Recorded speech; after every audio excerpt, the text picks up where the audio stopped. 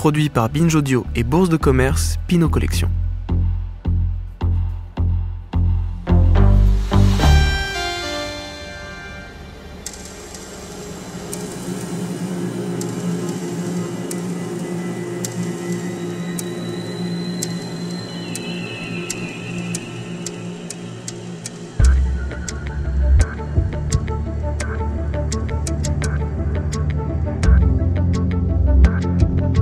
Épisode 6. Tacitadine. When the sun sets into a clear, crisp horizon, and when there is no land in front of you for a few hundred miles, and no distant moisture that could become, at the final moment, a backlit cloud that obscures the opportunity, you stand a very good chance of seeing the green ray. Croyez-vous aux coïncidences? Aux improbables connexions entre des gens, des artistes, que vous n'auriez même pas imaginé se comprendre? Eh bien, une femme en a fait l'expérience. Elle s'appelle Tacitadine. À l'époque de cette histoire, nous sommes en 1997. Elle a alors 32 ans et elle a décidé de mener une expédition. Attention, pas une randonnée, ni une promenade pour touristes, mais plutôt une quête, à la recherche d'une œuvre d'art.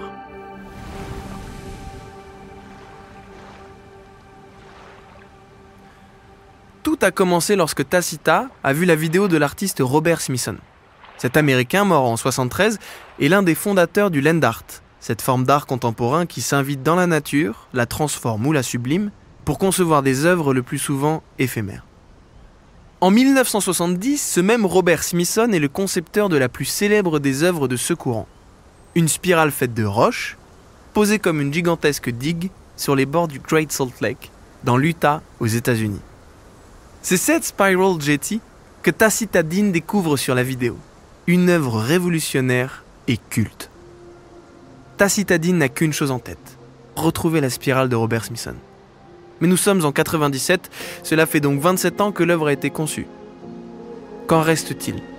Et puis surtout, où se trouve-t-elle? Est-elle même encore visible? Voilà Tacita, en route vers le Great Salt Lake.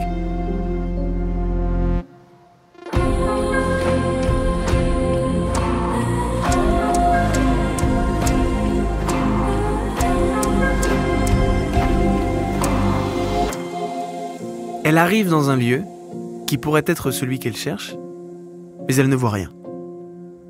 Tacita ne trouve pas la spirale. Elle raconte cette quête sur un disque audio « Trying to find Spiral Jetty », ce qui veut dire « en essayant de trouver la Spiral Jetty ». Quelque temps plus tard, elle reçoit une lettre d'un écrivain de science-fiction, J.G. Ballard. Ce n'est pas n'importe qui. Ballard a écrit Crash, adapté par la suite au cinéma par David Cronenberg, ou encore L'Empire du Soleil, de grands romans de genre. Leur correspondance ouvre d'innombrables questions sur cette spirale disparue, et notamment celle-ci. Cette spirale est-elle une métaphore du temps? Elle découvre bientôt une coïncidence troublante. Robert Smithson avait dans sa bibliothèque l'un des livres de J.G. Ballard, The Voices of Time, les voix du temps.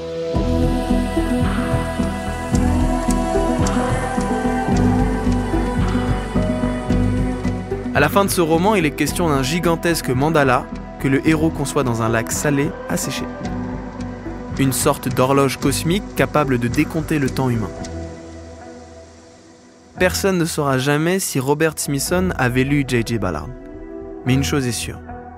Chacun d'eux a mis en scène cette spirale. Cette métaphore du temps qui passe, de notre temps sur Terre, figure aussi poétique que métaphysique.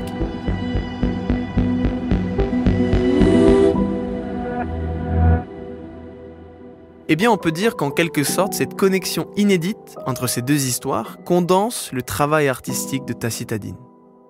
Pour cette artiste anglaise, le temps, la continuité ou la disparition sont de grands sujets de création. Inspirée par le monde, par son histoire, ses mythes, ses grandes figures, elle crée principalement des vidéos, puisant dans la nature ou les espaces, et invite à des explorations contemplatives, jouant sur des techniques parfois risquées, des partis pris subtils, inattendus, mais toujours surprenant pour le spectateur ou la spectatrice. Dans les yeux et la caméra de Tacitadine l'évolution de notre monde prend d'autres atours. Mais prenons notre temps. Et voyons d'abord comment une jeune Anglaise rêveuse est devenue cette artiste qui voulait filmer le temps.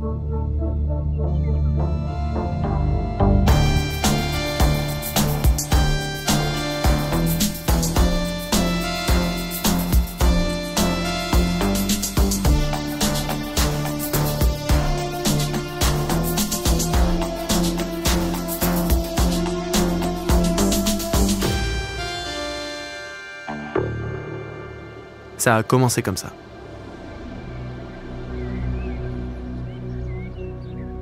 Tacita Dean a appris très jeune à observer le ciel, la mer et les paysages. On le comprend mieux en suivant sa géographie personnelle. Tout d'abord, Tacita est née en Angleterre, à Canterbury dans le Kent, une région traditionnellement surnommée le Jardin de l'Angleterre, jalonnée de vergers et de paysages contrastés. Enfant, elle collectionne des trèfles à 4, 5, 6, 7 et 9 feuilles et rêve d'attraper les nuages. On l'encourage à peindre jusqu'à ce qu'elle y prenne trop goût. Ses parents, eux, espèrent qu'elle rejoindra la prestigieuse université d'Oxford, mais elle insiste pour étudier l'art. Et y parvient. Eh bien, ce sera à Falmouth, dans les Cornouailles, à l'extrême ouest de l'Angleterre, qu'elle choisit, dit-elle, parce que c'était loin. Un lieu qui baigne dans la brume et le brouillard. Là-bas, elle apprivoise la mer en participant à des courses. De quoi stimuler son imagination, qui ne demandait que ça.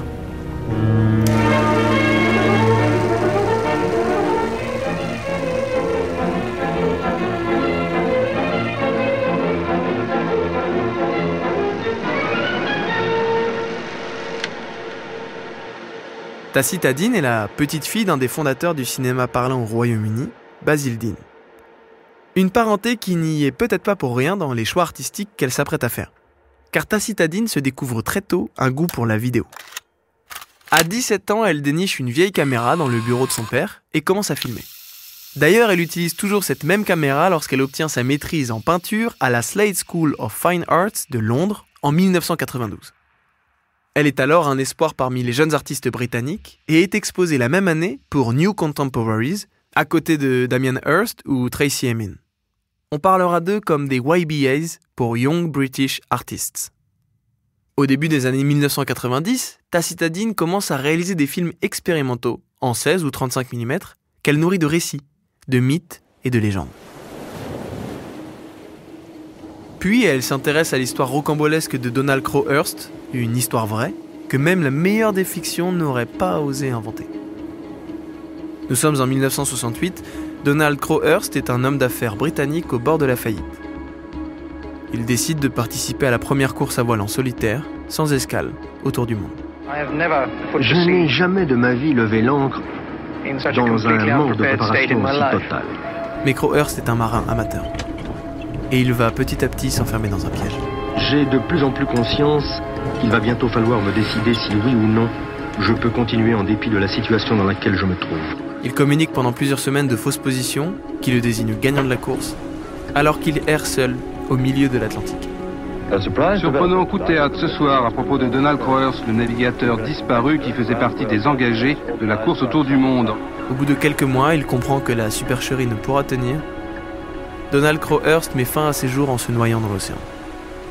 Il est resté dans l'Atlantique pendant les 243 jours, alors qu'on pensait qu'il faisait le tour du monde.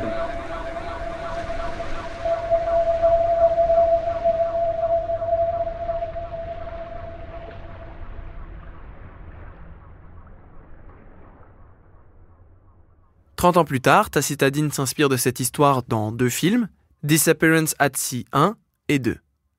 Elle y alterne des séquences tournées dans un phare, avec des vues de la mer, du crépuscule à la tombée de la nuit, la couleur du ciel évoluant dans une gamme de jaune, rouge et violet. Le temps qui passe, la disparition, sont des thèmes qui obsèdent Tacita Dean. Elle réalise plusieurs portraits d'artistes, de grands créateurs, désormais retirés de la scène artistique, et dont la carrière est sur le point de s'achever. L'écrivain Michael Hamburger, l'artiste Cy Twombly ou encore le chorégraphe américain Merce Cunningham. C'est à lui qu'elle propose d'ailleurs en 2007 d'imaginer une chorégraphie autour d'un morceau du musicien John Cage avec qui il a partagé sa vie. Merce Cunningham et John Cage ont tracé chacun dans leur art un sillon puissant, original, hors des conventions. En 1973, à Paris, à l'occasion d'une de leurs collaborations à l'Opéra Garnier, ils expliquent leur rapport à l'art.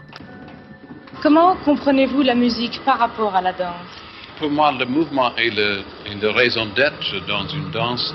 Et ce n'est pas sans musique, mais c'est une idée de la danse et la musique au même temps.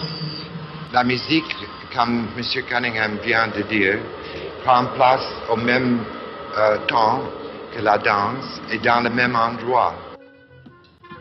Une musique curieuse, mi-écrite, mi-improvisée, à l'aide d'une bande magnétique, de caisses de carton et d'une vingtaine de musiciens qui n'arrêtent pas de circuler sous la direction de 3 chefs d'orchestre intitulés coordinateurs.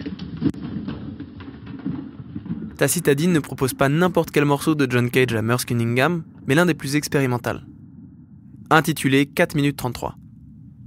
Cunningham se prête au projet de l'artiste et propose pendant le temps que dure le morceau des pauses silencieuses et immobiles, comme s'il matérialisait le silence induit par la disparition de son compagnon. Ce parti pris saisissant contraste avec le passé des deux artistes, fait de sons et de mouvements. 4 minutes 33 de silence où l'on reconnaît en fond les bruits de la ville de New York ainsi que les sons du bâtiment. Cette vie captée hors de la pièce, contrastant avec l'immobilité de Merce Cunningham, rend le film brut, presque hypnotique, actuel et très émouvant.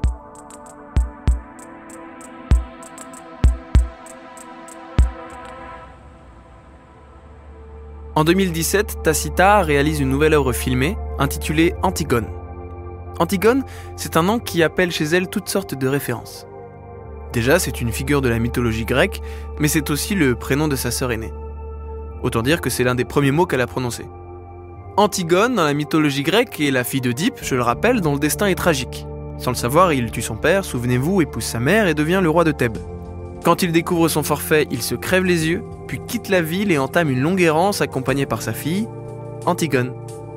Tacita Dean s'interroge sur cette errance et la revisite en mettant en place une mise en scène particulièrement originale. Elle choisit alors plusieurs lieux qu'elle veut mettre en valeur.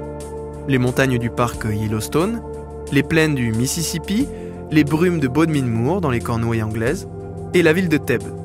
Mais pas celle en Grèce, mais son homonyme, situé aux États-Unis. L'acteur qui incarne Deep, c'est Stephen Dillon, connu entre autres pour le rôle de Stannis Baratheon dans la série Game of Thrones. Cette Deep est aveugle. L'acteur porte des lunettes teintées. L'aveuglement est également symbolisé par une éclipse solaire qu'elle filme. Et sa manière de filmer est elle aussi inspirée par ce thème, puisqu'elle invente l'aperture gate masking en créant un système de cache qui occulte une partie de la pellicule qu'elle expose à la lumière une seconde fois, mais dans un autre endroit. Ça paraît compliqué, mais c'est très simple. Des parcelles d'images se superposent, mais ce n'est qu'après le développement de la pellicule qu'on peut voir l'image finale. Un procédé risqué, somme toute, qui aurait pu mal tourner, comme elle le dit elle-même, mais l'effet donne des compositions surprenantes, poétiques, évoquant avec ses effets de lumière et de vue tronquée un voyage aussi aveuglant que spectaculaire.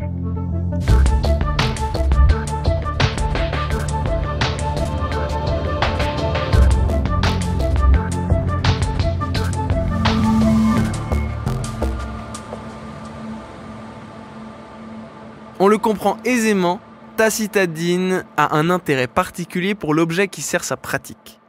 Par exemple pour cette caméra dont elle connaît le fonctionnement traditionnel par cœur, mais qu'elle aime quand même modifier, de la pellicule à l'obturateur.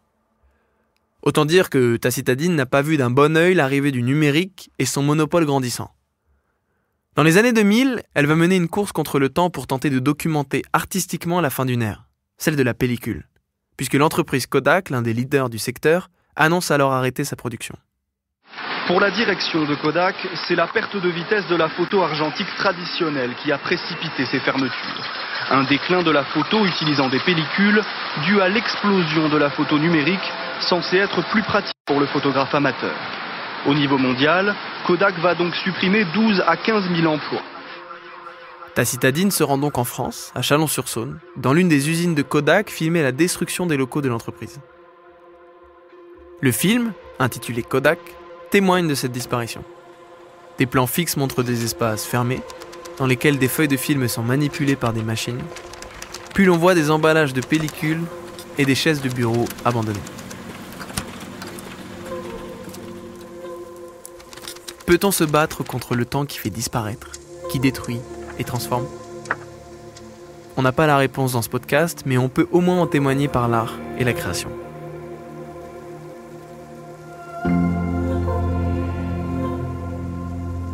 Tacitadine a toujours tenté l'impossible. Filmer le temps. Un défi qui prend encore plus d'ampleur lorsqu'elle décide de repartir sur les traces de son passé d'artiste. En 2013, Tacitadine revient sur les lieux de la spirale de Robert Smithson. 15 ans après l'avoir cherché, sans succès. 2 ans plus tôt, malheureusement, l'écrivain J.J. Ballard est mort. Elle tourne un film intitulé J.J., évoquant le travail des 2 artistes. Elle fait le lien entre eux, mêlant les images de Lac Salé, la jetée de Robert Smithson et la spirale imaginée par l'écrivain. Tacitadine dépose également 2 objets témoins de son travail, une bobine de film 35 mm et un exemplaire du livre de J.J. Ballard, The Voices of Time. Elle les laisse tous 2 sur place pendant 6 semaines. Et quand elle les récupère, ils sont couverts de cristaux. La bobine n'est plus utilisable, le livre n'est plus lisible. Alors certes, le temps a transformé ces objets qui ont perdu leur utilité et leur fonction, mais il en a fait des œuvres d'art.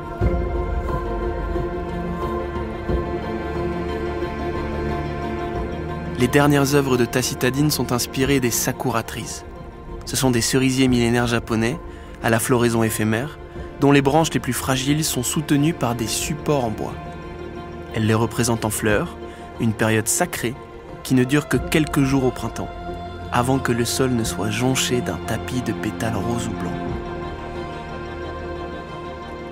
Elle dessine aussi sur d'immenses tableaux en ardoise des glaciers à la craie blanche, ou un médium qui, tout comme ces géants de glace, s'efface et s'effrite, métaphore de leur fragilité, de leur disparition à venir. Tacitadine a ce talent. À partir de nos histoires passées ou présentes, elle parvient avec minutie et minimalisme à saisir la mémoire, à capturer la réalité la plus fragile, à en faire des instantanés que l'on peut prendre le temps de contempler.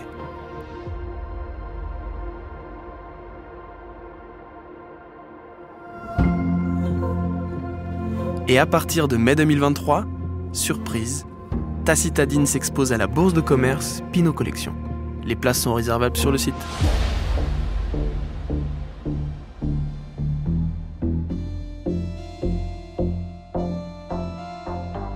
Ça a commencé comme ça est un podcast Binge Audio Bourse de commerce Pinot Collection, écrit par Caroline Alazi, raconté par moi-même, Panayotis Pasco, et réalisé par Solène Moulin, Maxime Singer.